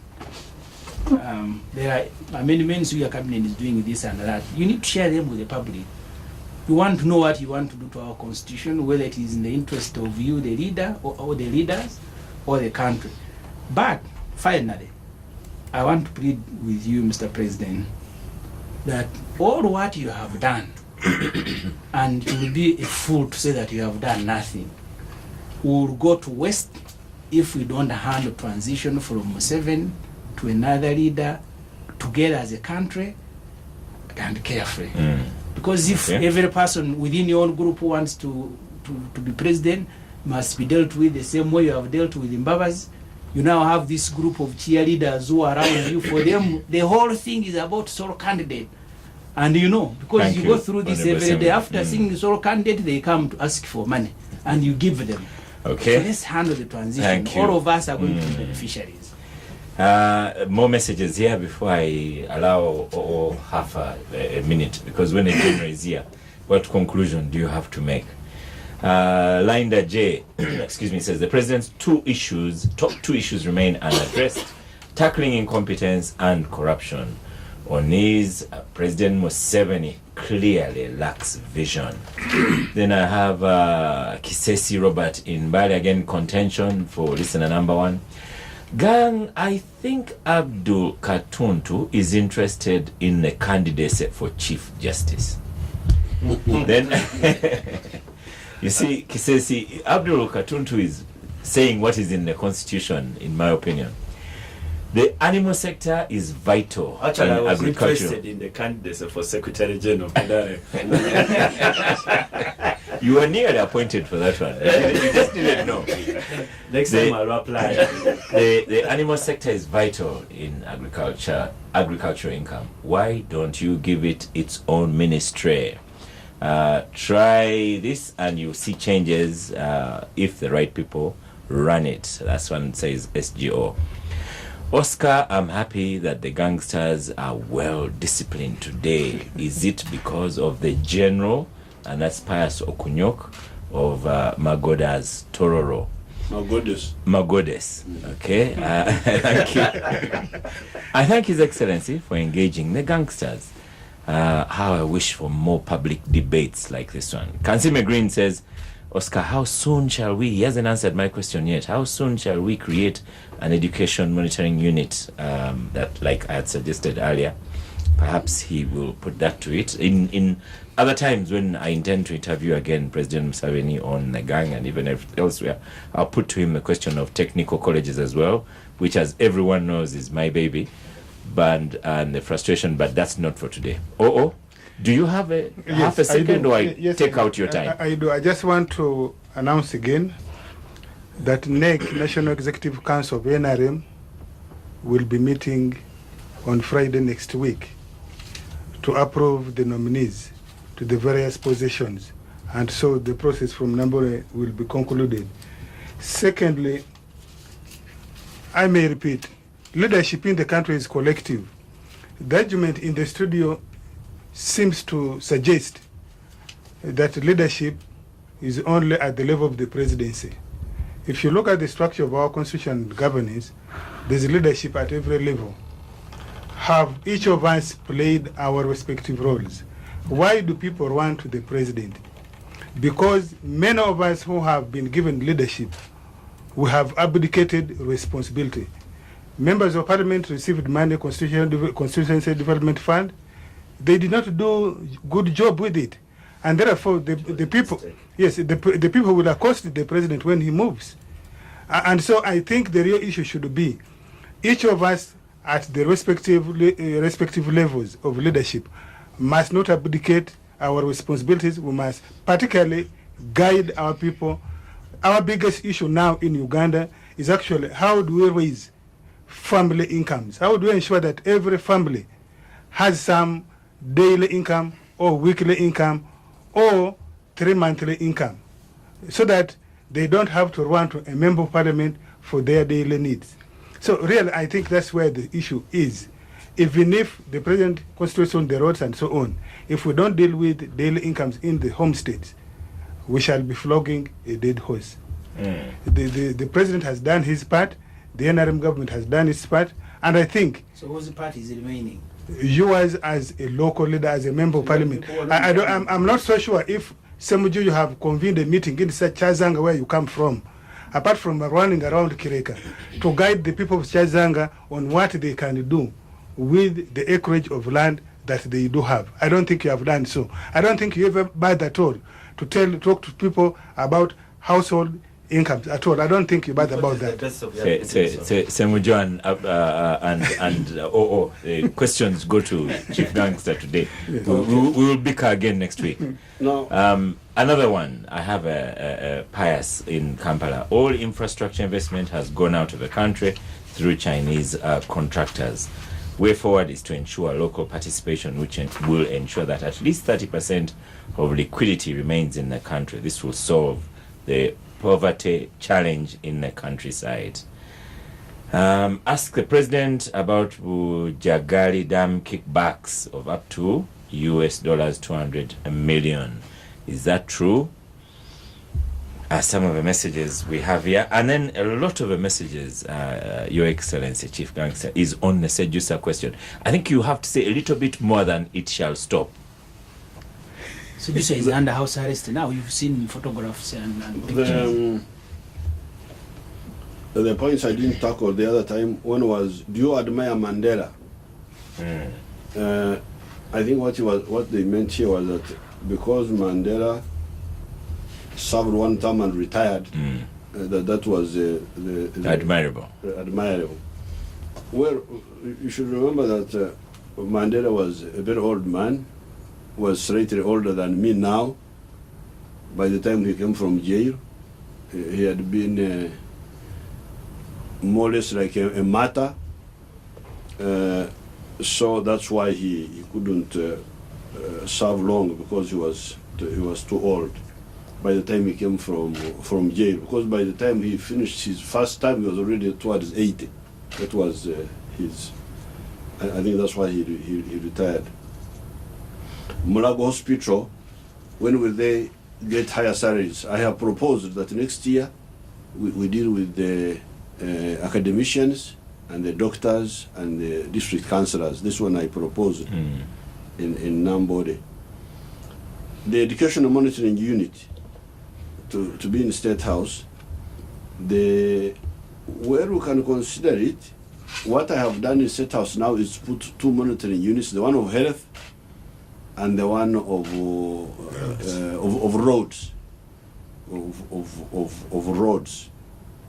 So that idea has come up, the one of health and education.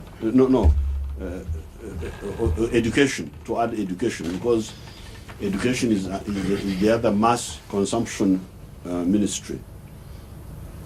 The issue of Chief Justice, I have no problem. I had proposed Odoki, and the system said no, he couldn't, so I will get another one. That's not a problem. From the names which I will receive from the Judicial Service Commission. Honorable Katuntu is still talking about the production levels.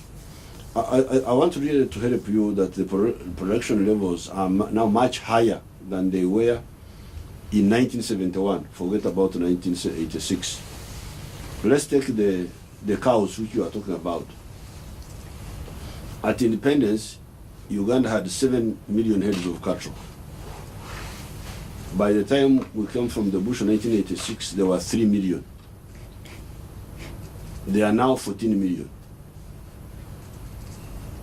Those are the figures. We are now about 14 million. The number is bigger than ever before. You go to tea. The production of tea in 1971 was 23 million kilograms. By the time we came, it was only 3 million kilograms. We are now at 60 million kilograms of tea. And by the way, all the tea is processed here, as you know.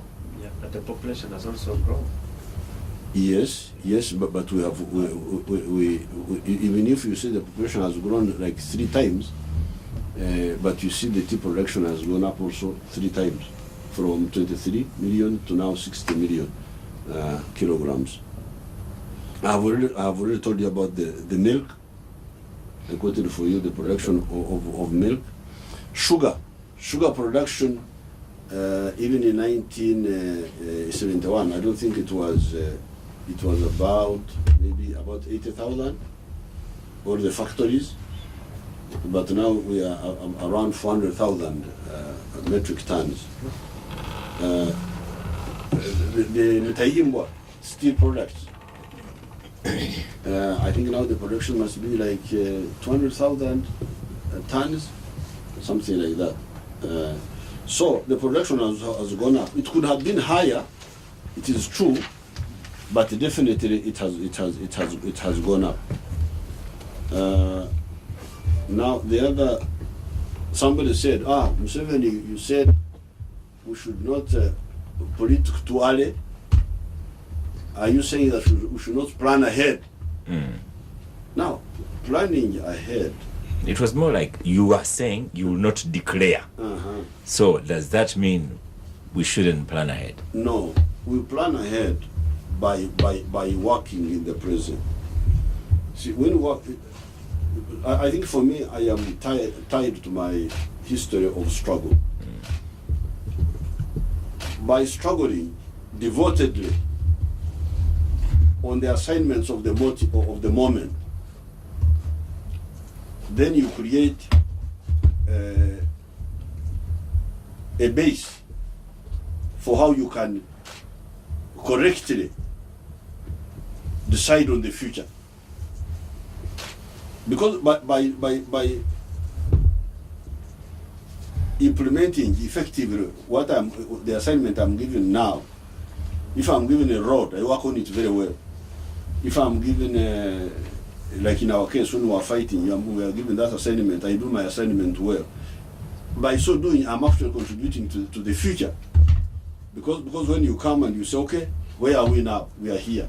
Okay, so how do we go forward? Since I have successfully implemented this phase of the past and the present, you can more accurately discuss about the future. So after by excelling on the present and the past, you are actually planning for the future. You are planning for the future through what? Through action, not through just talk. Yeah. My son Ssemuju,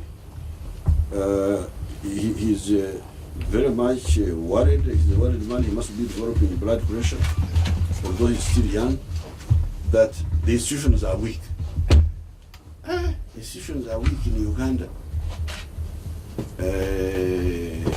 How are they weak? Because when I look at these universities, I'm no longer even a vice chancellor of any one of them. In the past, presidents used to be vice chancellor. What do you call it? Chancellor. It was called chancellor. These universities are churning out huge number of people. I'm not in any one of them. I no longer even attend graduation ceremonies. They just self-propelling. Secondary schools. There are so many, Mr. Honorable Ssemuju, that if anybody attempted to control them, he would just go to Butaruka. Because I think altogether the secondary schools are like 4,000 plus secondary schools. You look at the army, you look at even this police force, although it has got this challenge of crime now. Institutions. Take the police force. How big was the police force? Even in the time of Obote, I think they were like 3,000, 4,000. We are now talking of a force of almost 60,000 now. Full of very highly educated people. The other day I was attending Guresa Kulo's function. If you see those young people there, those police officers, I really feel very gratified. So the prison's when officers. I hear the pessimistic messages of people like Muntu, because he talked of Muntu. Muntu was in the army. He left. Since he left, how many tasks has the army achieved? Without Muntu, without BCE, those who are there denigrating the army. We have pacified Karamoja. We have defeated Koi. We have defeated the ADF. Since those talkers left, the Uganda is totally peaceful. So what institutions are you talking about? So Ssemuju is happy with the prison service. Ssemuju is happy with the prison service, the Uganda prisons, because the short time he spent there, he said he spent some time with you. he said that one was working very well, and I know because we live in the same village. Okay. I also believe that. Now, sole candidate versus production, I think that people are concentrating on sole candidate, not on production. That's why I don't want to be part of that excitement. That's why I say, please, let's leave the politicking, concentrate on production. Transition. Again, Ssemuju is worried about transition. There is no worry about transition in Uganda. I can tell you this. The problem is that I think the problem you have is like I am here. Our army is in Somalia. I have visited that place once, some few years ago. Our other army is in Central African Republic. I have never been there.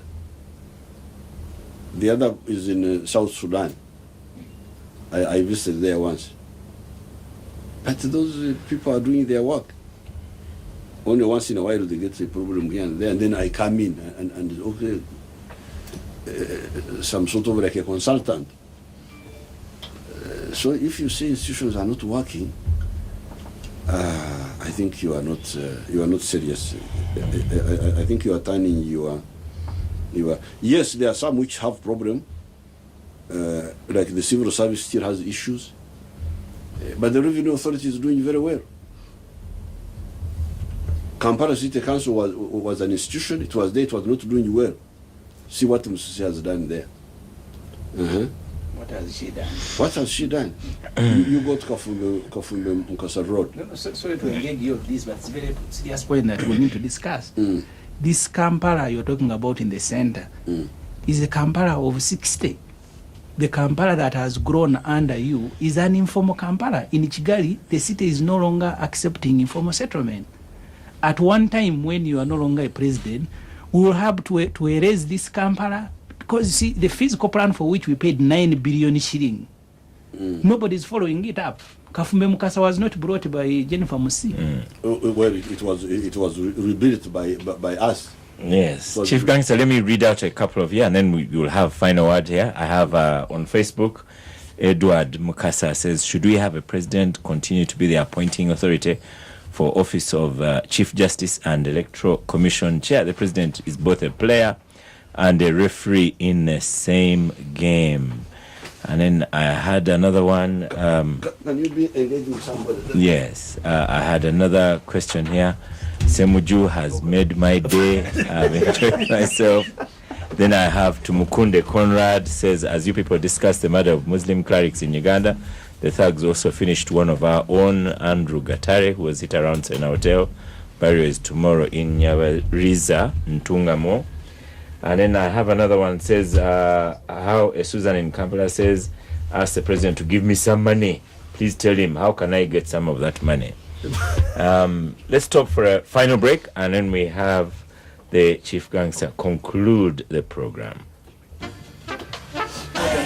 Before I started my side hustle, where I was in college, beside the biggest deal that inspired me to expand my business, before my company... shoes that shine, can protect your shoes for a long, long time. Vibala Boulevard, because you deserve the best office and shopping facilities. Richard in Kampala says, in real terms, how long does it take for a country to be ready to go through infrastructure, because I may not live to see one? And has Kampala changed, apart from confusion of fake buildings? The president is also going to talk about the Greater Kampala Plan. Haviga asks, in ideal household items, what must be concluded? And I also want Chief Gangster to conclusively talk about the Sejusa question. Final comments from our Chief Gangster today. Now, I had dealt with some of the issues. So I talked on the issue of weak institutions, which I don't accept. The institutions are there. Some are very strong. Some are there but corrupt. They can be improved with the infusion of better cadres, like we did with the Kampala City Authority. Now, Honorable Ssemuju is saying that Musisi is concentrating on the old Kampala, yet there is the bigger Kampala, which is not well planned for. Yes, I know that, but you see, for us, we believe in a philosophy which is captured by Erinyankore saying, Enkoko eshondake ramire. The hen pecks what it can swallow. We have got so many priorities to deal with.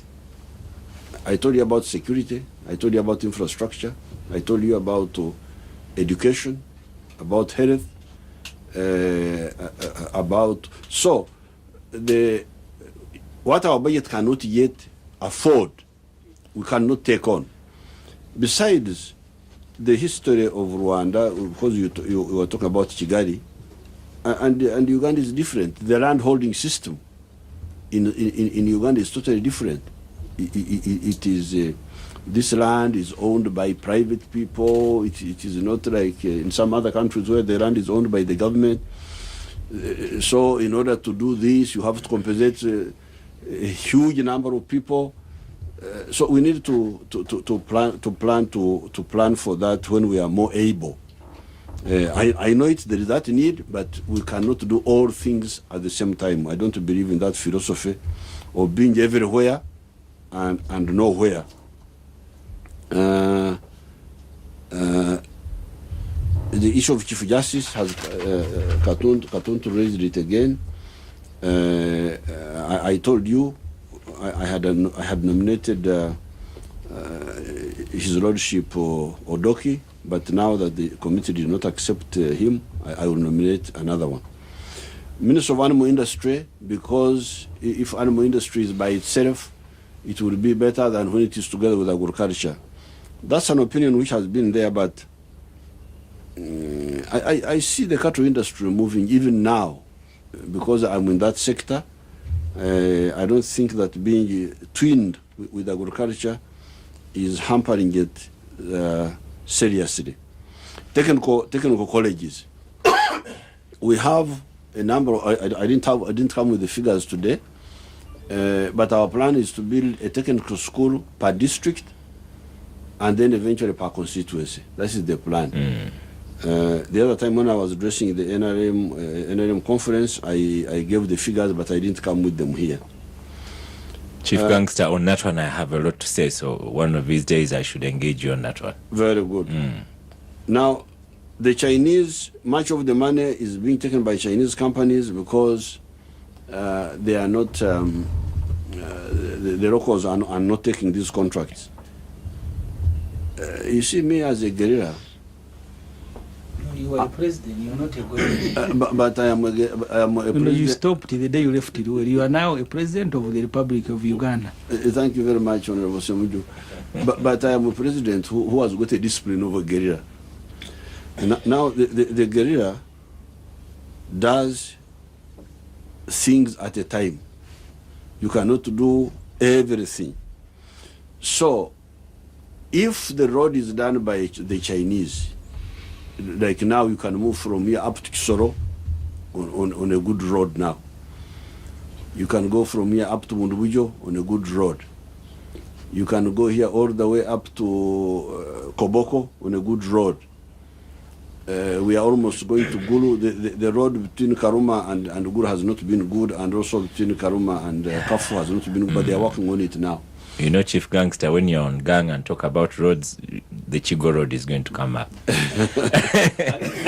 are the one who has taken yourself there. Yes. Otherwise, very soon we shall be moving on a very good road from here up to Nimure. So, if you open up the country, and the goods are able to come, people are able to travel, and the goods are able to come cheaply.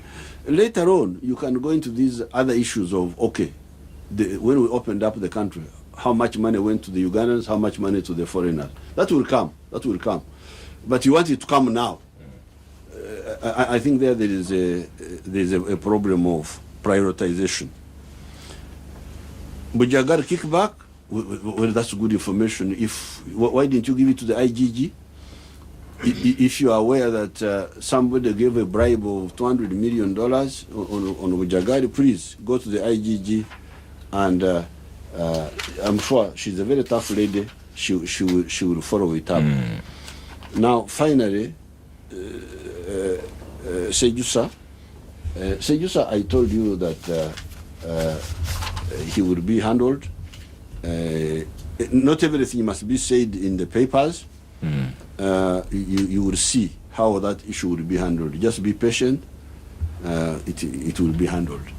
I thank you very much. Just 1 second, Chief Gangster. We need a vote here. Then you will congratulate the winner. The sample is small, dear listeners, because I have 3 gangsters today. But bear with this. This is our tradition. So we have listeners between Robert Kisesi, Jose Nwabwine, Gift Nansana, Nteje Asimwe Medei in Palisa, who was the #1 listener of 2014. I also have a Facebooker here who is still saying, the president has not answered my question. Give me money, president. That's maybe we'll put it to him when he comes back again. So, Ofonopondo. I gave Robert Kisesi. Hold on. I gave Robert Kisesi from Bali. Ibra Ssemuju. Gift. Abdu Katuntu. Robert Kisesi. Well. Congratulations. What gifts are these? No, these are no gift. Gift is a name. Gift is a name. Is one of the participants. We are looking at listener, #1 Capital Gang listener of 2014. Chief Gangster, I'd like you to congratulate Robert Kisesi of Mbale for having one. He's also an NRM youth. Oh, they do more. They do more listening and SMSing and all those things. But how do you get the data? They on the system screen. Okay. Yes. Robert is an NRM councillor in Bale municipality. I mean, so Norwin is also NRM, Asimo is NRM, but we also had a telephone call from Kisesi, but it wasn't so clear. But so your job now is to congratulate him. I congratulate Robert Kisesi, Wanyaranavi from Bari. I congratulate you. Yes, and so Robert Kisesi, at an opportune time, you'll come to Capital Radio and receive your goodies. we would like to thank the gangsters of the day. Chief Gangster, as usual, you must say you are Chief Gangster of the day. This will be at the end. Honorable Ibrahim Ssemuju, thank you very much for your comments on the gang. Honorable Ibrahim Abdul Katuntu, thank you very much for comments on the gang. Honorable Mr. Opondo of the Media Center and NRM, thank you very much for comments on the gang today. The Twitterers, Facebookers, SMSers, thank you so much for contributions today. And the Chief Gangster, His Excellency, General Yoweri Kaguta Museveni, thank you. And this is for you to say that you are Chief Gangster today, President. Well, I am happy to have been here, to have been given the title of Chief Gangster. I thank you very much for listening to us, and I thank the panelists for really helping me to answer these questions to the public. Yes. Although many of their points are wrong, but it's good when they raise them. Yes. I answer them, and it helps, I'm sure, the public to know to know better. We must commend you, Chief Gangster. And Ssemuju was talking about me engaging in the, what do you call these, civil society groups and the other political parties. I have no problem. I have no problem. This is their country. The opposition invited you, you didn't turn up.